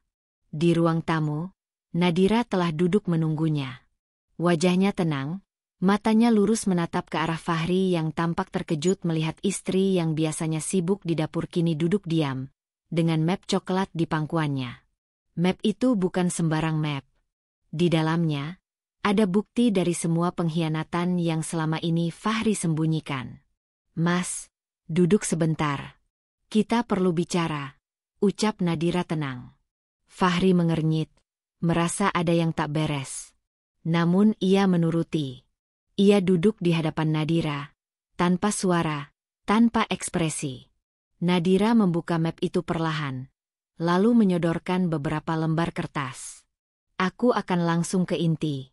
Ini bukti-bukti dari semua kebohongan yang Mas sembunyikan dariku. Foto-foto, chat, voice note, dan juga surat nikah Mas dengan perempuan bernama Syahla. Aku tahu semuanya." Fahri membeku. Matanya menyapu setiap lembar kertas itu dengan cepat. Wajahnya memucat, tangannya bergetar. Jantungnya berpacu. Panik. Ia tidak menyangka Nadira tahu sejauh itu. "Dari kapan kamu tahu semua ini?" Suara Fahri serak. Nadira tersenyum tipis. "Cukup lama, Mas. Sejak aku temukan koper di lemari. Sejak aku lihat surat nikah kalian di antara baju-baju bekas haji." Fahri menelan ludah. "Aku bisa jelaskan." "Tidak perlu," potong Nadira cepat, namun tetap lembut. "Aku tidak butuh penjelasan. Yang aku butuhkan hanya satu, kejelasan. Dan kejelasan itu sudah aku dapatkan dari semua bukti ini." Fahri menunduk. Rasa bersalah dan takut bercampur dalam dirinya. Ia tidak menyangka Nadira bisa bersikap setenang ini, setegas ini. "Mas Fahri," lanjut Nadira, "selama ini aku diam bukan karena aku tidak tahu. Tapi karena aku ingin memberimu kesempatan untuk jujur. Tapi ternyata, kamu memilih untuk terus berbohong. Bahkan setelah kamu pulang dari Tanah Suci, kamu tetap menatap mataku dan berkata bahwa kamu hanya pergi untuk ibadah. Tidak ada sedikit pun penyesalan. Itu yang paling menyakitkan." Fahri masih diam. Tak mampu menyanggah. Semua bukti yang Nadira tunjukkan telah membungkam seluruh alasan dan dalih yang ia siapkan. "Aku akan menggugat cerai," ucap Nadira tanpa ragu. "Dan aku tidak akan menuntut apapun dari kamu. Tidak rumah ini, tidak harta bersama, tidak warisan apapun. Aku hanya ingin lepas. Dan aku ingin selesai secara baik-baik." Fahri mendongak. "Nadira, tolong, jangan begini. Kita bisa bicarakan baik-baik.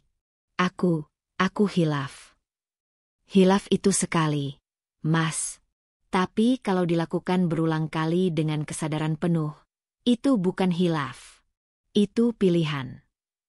Nadira menatap mata Fahri dalam-dalam. Untuk sesaat, matanya berkaca-kaca. Tapi ia menahan air mata itu. Ia tidak ingin menangis hari ini. Ia sudah cukup menangis kemarin-kemarin. "Aku masih Nadira yang sama, Mas. Tapi aku tidak akan terus menjadi perempuan yang kamu anggap bisa kamu dustai tanpa takut kehilangan." Fahri terdiam. Dadanya sesak. Ia tak pernah melihat Nadira seperti ini sebelumnya. Nadira yang biasanya lembut dan memaafkan, kini bicara dengan nada penuh ketegasan yang menyakitkan harga dirinya. "Aku tahu kamu tidak akan memilih aku jika harus memilih antara aku dan dia," ujar Nadira, suaranya mulai lirih. "Tapi aku tidak akan meminta kamu memilih. Karena aku sudah memutuskan untuk melepaskanmu. Jadi kamu mau menyerah begitu saja? Bukan menyerah, Mas. Tapi aku memilih diriku sendiri. Perkataan itu menghantam Fahri seperti tamparan keras. Ia benar-benar tidak menyangka Nadira akan sekuat ini. Ia pikir, setelah semua yang terjadi, Nadira akan tetap bertahan, akan tetap menerima dan memaafkan seperti dulu. Tapi yang berdiri di hadapannya hari ini bukan lagi Nadira yang sama. Ini adalah Nadira yang telah bangkit dari luka, Nadira yang telah menyadari nilai dirinya, Nadira yang tidak akan lagi membiarkan dirinya diinjak. Nadira berdiri. Ia mengambil kembali map di meja, lalu merapikan jilbabnya. Besok aku akan ke pengadilan, Mas. Kalau kamu mau menandatangani suratnya, bagus. Kalau tidak, kita bisa hadapi secara hukum. Tapi satu yang pasti, aku tidak akan mundur.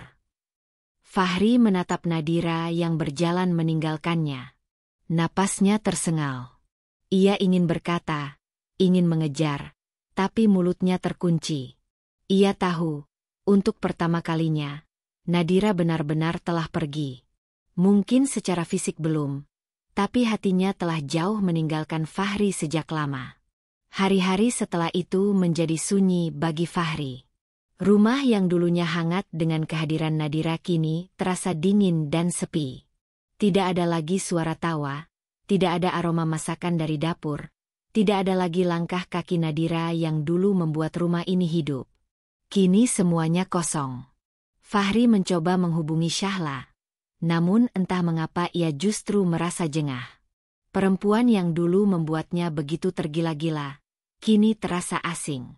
Mungkin karena ia mulai menyadari bahwa keindahan hubungan yang dibangun di atas kebohongan tidak pernah akan bertahan lama. Sementara itu, Nadira sibuk menyiapkan dokumen perceraian. Ia tidak lagi menoleh ke belakang. Fokusnya hanya ke depan. Ia mulai bekerja kembali, membuka usaha kecil yang dulu sempat ia tinggalkan. Ia kembali menjahit, menerima pesanan, dan bahkan membuka kelas menjahit online bersama teman-temannya. Dalam diamnya, ia telah menyiapkan kehidupan baru. Kehidupan yang bebas dari kebohongan dan luka. Teman-teman dan keluarganya sempat kaget dengan keputusan Nadira. Tapi ketika mereka melihat ketegasan dan kedewasaan Nadira, mereka mulai memahami. Bahkan banyak yang merasa kagum. "Nadira, kamu hebat," ujar Dita suatu hari saat mengantarkan bahan kain ke rumah Nadira. "Aku nggak nyangka kamu bisa sekuat ini." Nadira tersenyum. "Aku nggak merasa hebat, Dit. Aku cuma memilih untuk tidak terus-menerus jadi korban." Dita mengangguk sambil memeluk sahabatnya itu. Mereka tahu, perjalanan Nadira masih panjang. Tapi satu hal yang pasti, Nadira sudah menang. Ia tidak perlu membuat Fahri menderita. Ia tidak perlu membalas dendam. Karena kemenangan sejati adalah saat kita mampu melepaskan sesuatu yang menyakitkan tanpa kehilangan jati diri kita. Beberapa minggu kemudian, sidang perceraian pertama pun dimulai. Fahri hadir dengan wajah murung, sementara Nadira datang dengan tenang, mengenakan setelan sederhana berwarna pastel dan jilbab bersih yang rapi. Ia tampak tenang, tak tergoyah. Dalam ruang sidang itu, tidak ada teriakan, tidak ada drama. Nadira menjawab semua pertanyaan hakim dengan jelas dan mantap. Ketika ditanya apa alasan perceraiannya, Nadira menjawab, "Saya tidak bisa melanjutkan pernikahan dengan seseorang yang tidak jujur dan tidak setia. Pernikahan kami tidak lagi sehat secara emosional.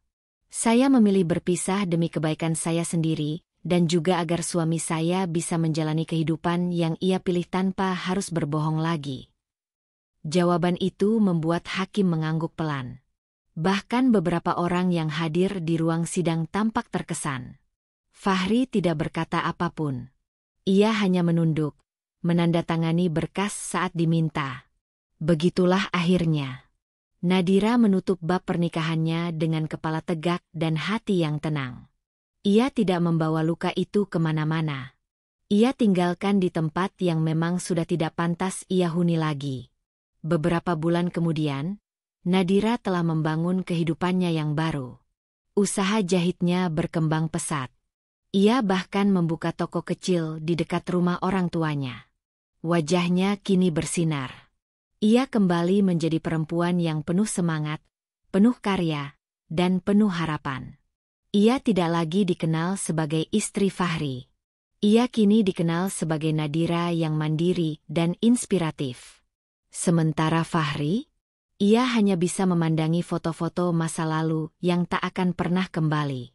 Ia kehilangan perempuan terbaik dalam hidupnya, bukan karena perebutan, tapi karena kebodohan dan pengkhianatan yang ia lakukan sendiri.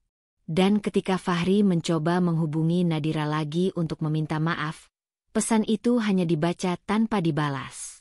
Karena bagi Nadira, ia sudah selesai. Tidak ada dendam.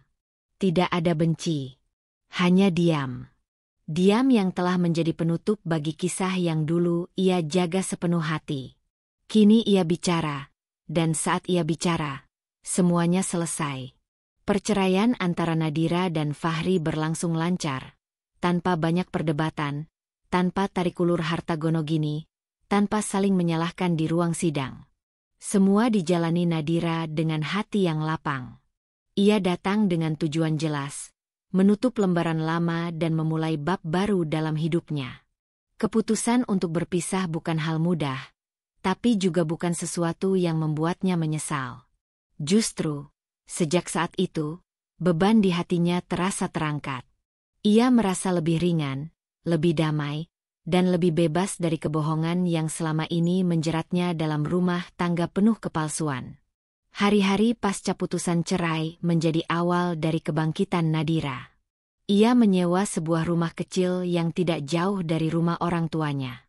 Rumah itu tidak mewah, tidak luas, tapi terasa jauh lebih hangat dan hidup dibandingkan rumah besar tempat ia dulu tinggal bersama Fahri. Di rumah kecil itulah, Nadira memulai semuanya dari awal. Ia menata ulang kehidupannya, bukan hanya secara materi, tetapi juga secara emosional dan spiritual. Ia kembali menekuni hobinya yang dulu sempat ia tinggalkan karena terlalu sibuk mengurus rumah tangga, menjahit.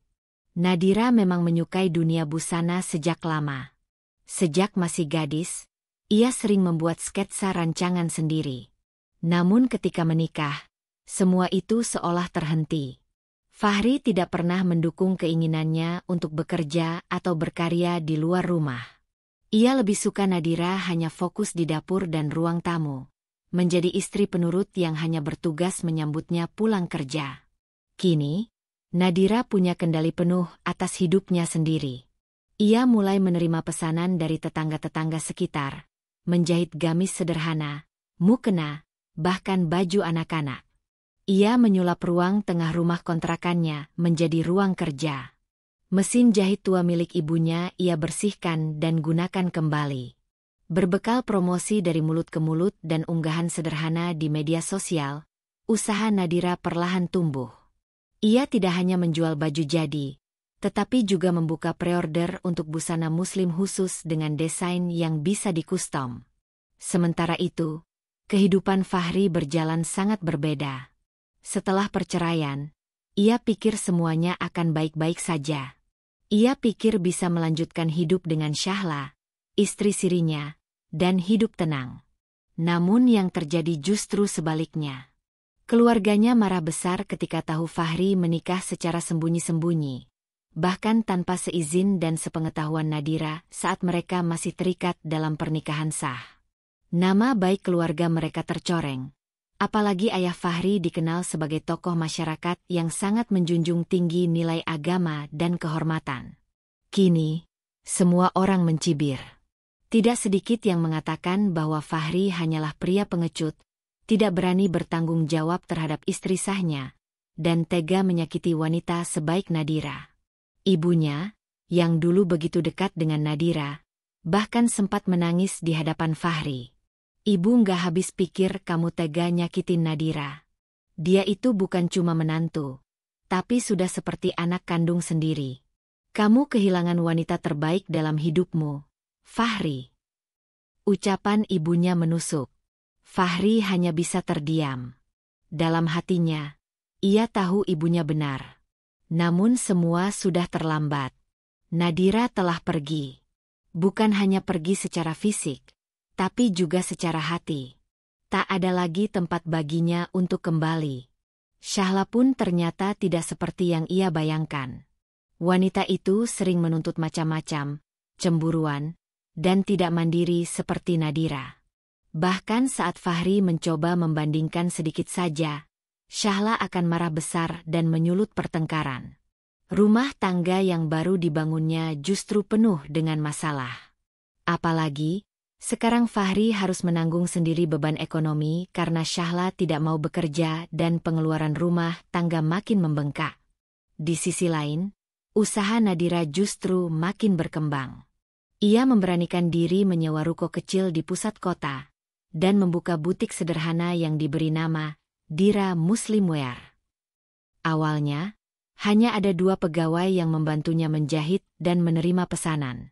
Namun karena desain Nadira yang unik, sopan, dan sesuai syariat, butik kecil itu menjadi ramai pembeli. Bahkan, pesanan dari luar kota pun mulai berdatangan. Bukan hanya soal desain, Nadira juga dikenal karena keramahannya kepada pelanggan. Ia tak hanya menjual pakaian, tapi juga menjual pengalaman dan rasa nyaman. Ia mendengarkan keluhan pelanggan, memberi masukan dalam pemilihan bahan, bahkan sering memberi potongan harga untuk ibu-ibu yang datang sambil membawa anak kecil. Saya suka belanja di sini karena Mbak Nadira itu baik banget. Nggak kayak pemilik toko lain yang kadang jutek. Begitu kata salah satu pelanggan tetapnya, yang tanpa sadar membantu mempromosikan butiknya lewat cerita dari mulut ke mulut. Perubahan drastis dalam hidup Nadira itu membuat banyak orang kagum. Teman-teman lamanya mulai menghubungi kembali. Ada yang ingin menjalin kerjasama, ada yang ingin belajar menjahit padanya. Bahkan beberapa teman Fahri mengakui bahwa Nadira ternyata jauh lebih bernilai dari apa yang pernah mereka bayangkan. Dulu aku kira kamu cuma ibu rumah tangga biasa, ujar Dita, sahabat lamanya yang kini sering datang membantu di butik. Tapi ternyata kamu luar biasa. Kamu bisa berdiri sendiri. Keren banget, Dir.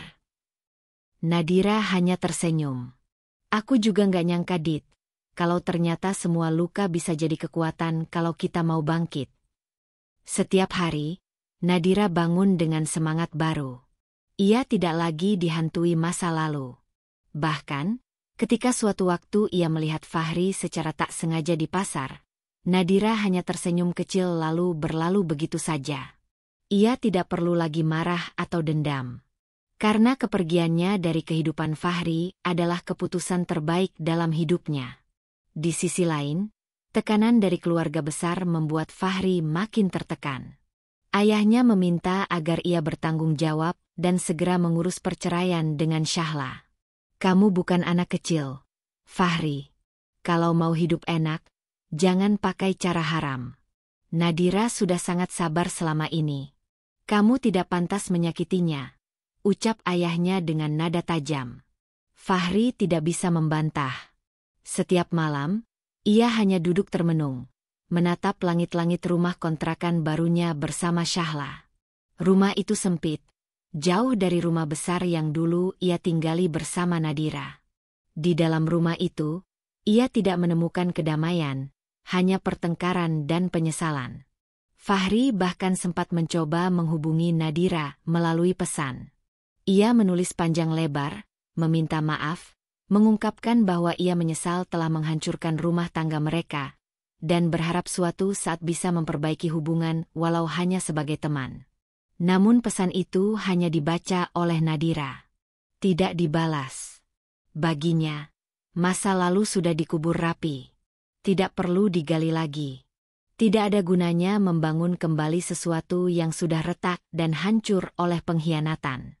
Ia telah meninggalkan semuanya. Ia telah berdiri dengan kaki sendiri. Dan kini ia bahagia. Nadira mulai sering diundang sebagai pembicara dalam seminar UMKM, berbagi kisah bagaimana ia bangkit dari perceraian dan memulai usaha dari nol. Banyak wanita terinspirasi olehnya. Ia tidak hanya menjual baju muslim, tapi juga menjual semangat kepada para perempuan agar tidak takut memulai hidup baru. Aku bukan orang hebat, kata Nadira suatu hari saat mengisi seminar. Aku hanya perempuan biasa yang memilih untuk tidak terus-menerus tersakiti. Kita semua bisa bangkit asal kita percaya diri sendiri. Tepuk tangan bergemuruh. Beberapa peserta bahkan menangis terharu. Nadira telah menjadi simbol kekuatan dan keberanian bagi banyak perempuan. Ia bukan hanya meninggalkan seorang suami yang tidak setia, tetapi juga meninggalkan semua rasa takut dan keraguan yang dulu membelenggunya. Kini, saat ia melangkah setiap pagi ke butiknya, menyapa pegawai dan pelanggannya, Nadira tahu satu hal pasti, ia telah menang. Bukan karena ia membalas Fahri dengan luka, tetapi karena ia berhasil membuktikan bahwa meninggalkan seseorang yang menyakiti bukanlah akhir dari segalanya, justru awal dari hidup yang lebih baik. Dan itu adalah kemenangan sejati. Suatu sore yang mendung, butik Nadira tampak sepi. Hanya ada suara mesin jahit yang berderik pelan dan sesekali percakapan ringan antara Nadira dan karyawannya.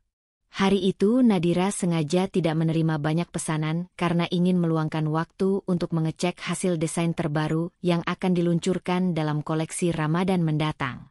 Rambutnya yang diikat sederhana, wajahnya tanpa riasan berlebihan, dan matanya fokus pada pola di kain. Siapapun yang melihatnya sekarang pasti tak menyangka, wanita ini dulunya pernah begitu disakiti, pernah hampir hancur oleh cinta yang salah arah.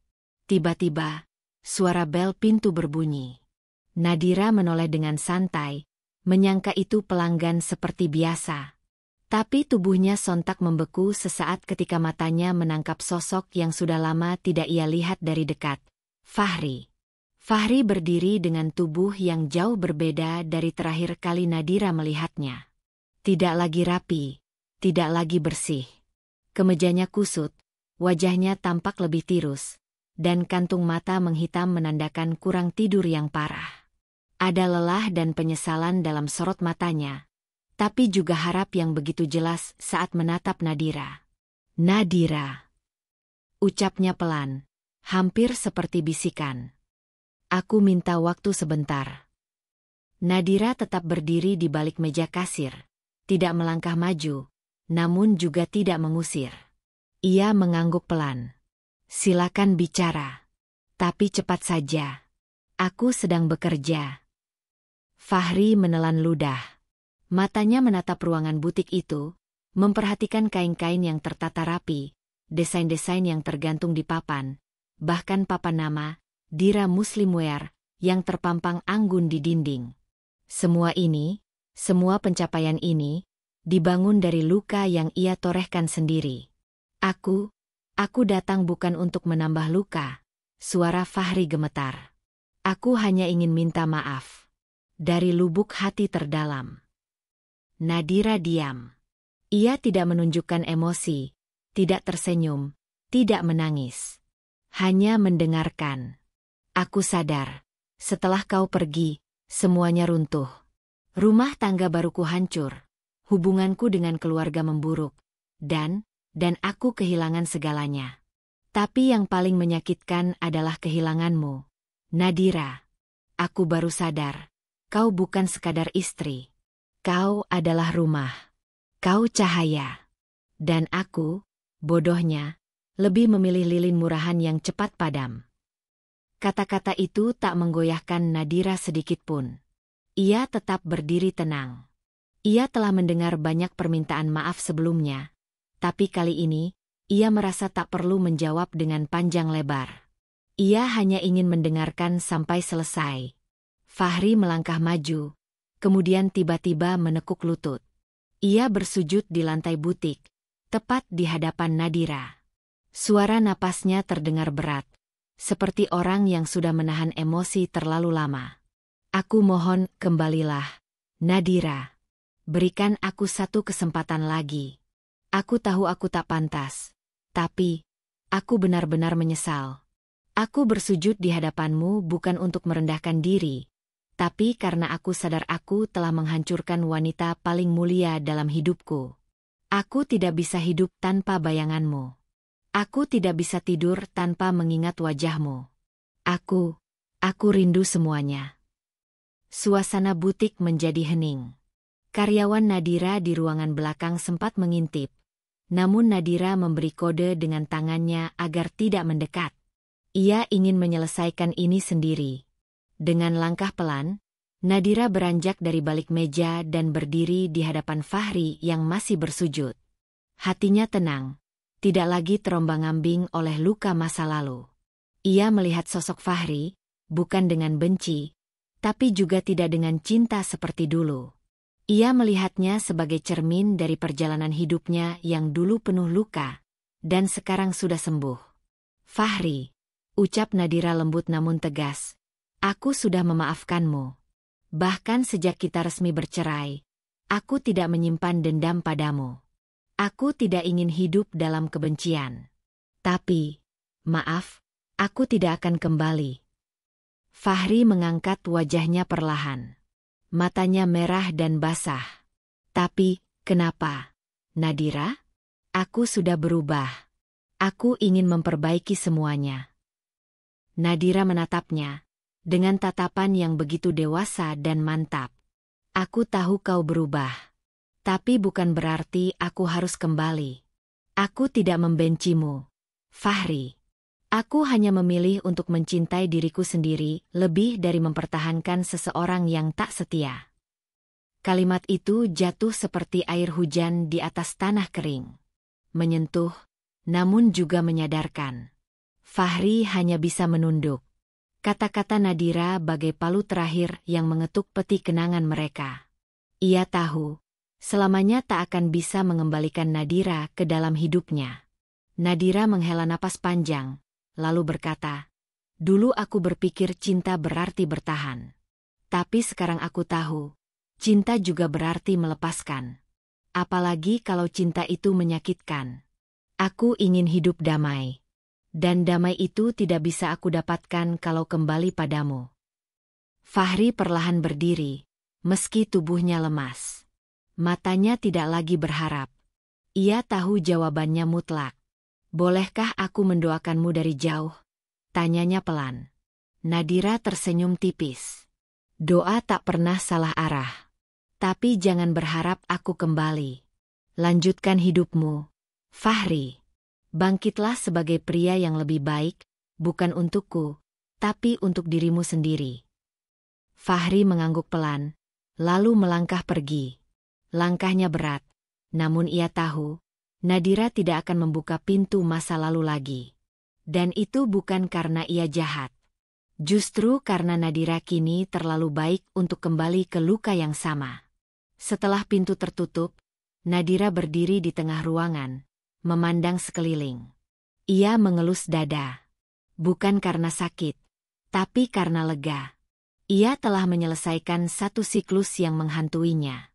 Ia tidak menangis. Tidak perlu. Hari itu, Nadira menyadari satu hal penting dalam hidup. Terkadang, memaafkan adalah kunci dari kebebasan. Dan mencintai diri sendiri adalah langkah awal menuju kebahagiaan sejati. Nasihat untuk penonton. Kadang, kita bertahan karena takut kehilangan.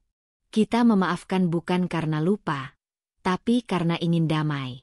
Namun yang sering kita lupakan adalah pentingnya mencintai diri sendiri terlebih dahulu. Jangan pernah memaksakan dirimu tinggal dalam hubungan yang hanya menguras air mata dan luka batin. Setiap luka yang kau alami hari ini, bisa menjadi awal kekuatan esok hari. Seperti Nadira, kamu berhak bahagia, kamu berhak dihargai, dan kamu berhak untuk tidak kembali pada mereka yang pernah meremehkan hatimu. Jika seseorang pernah menjatuhkanmu, bangkitlah. Dan ketika mereka datang memohon kesempatan, jangan ragu untuk berkata, aku tidak membencimu. Tapi aku memilih mencintai diriku sendiri. Dalam hidup, tidak semua cinta layak untuk dipertahankan. Terkadang, orang yang kita percaya sepenuh hati justru menjadi orang pertama yang melukai kita paling dalam. Namun dari setiap pengkhianatan, selalu ada pelajaran. Dan dari setiap luka, selalu ada kekuatan baru yang bisa lahir. Jangan takut untuk melepaskan. Apalagi jika mempertahankan hanya membuatmu kehilangan dirimu sendiri. Cinta sejati tidak akan pernah meminta kita mengorbankan harga diri dan kebahagiaan. Saat kamu berani memilih dirimu sendiri, itulah titik awal menuju hidup yang benar-benar merdeka. Ingat, memaafkan bukan berarti melupakan, dan meninggalkan bukan berarti kalah. Justru itu bukti bahwa kamu cukup berani untuk memilih jalan yang lebih baik, demi masa depan yang lebih damai. Terima kasih telah mengikuti kisah ini sampai akhir. Semoga cerita Nadira memberikan kekuatan, harapan, dan inspirasi bagi siapapun yang sedang berjuang di tengah badai rumah tangga. Kamu tidak sendiri. Kamu berhak bahagia. Dan yang terpenting, kamu pantas dicintai dengan cara yang benar. Sampai jumpa di kisah penuh makna lainnya. Jaga hatimu, jaga dirimu, dan tetap melangkah dengan kepala tegak.